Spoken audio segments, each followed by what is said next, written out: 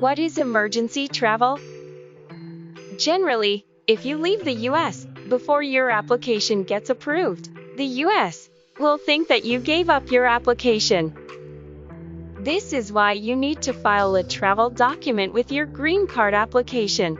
Once your travel document gets approved, you may travel outside the US, even though your green card application is still pending.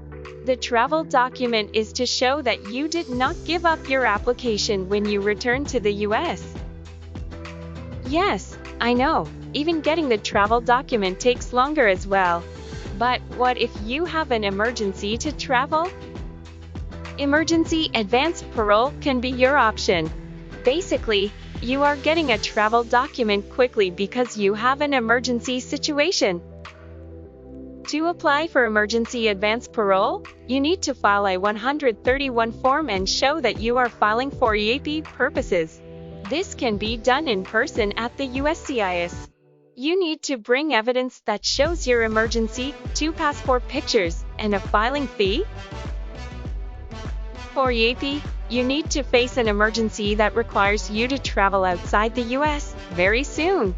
For example, your parent passed away, or your minor child is in a foreign country, and you need to sign a legal document for the child.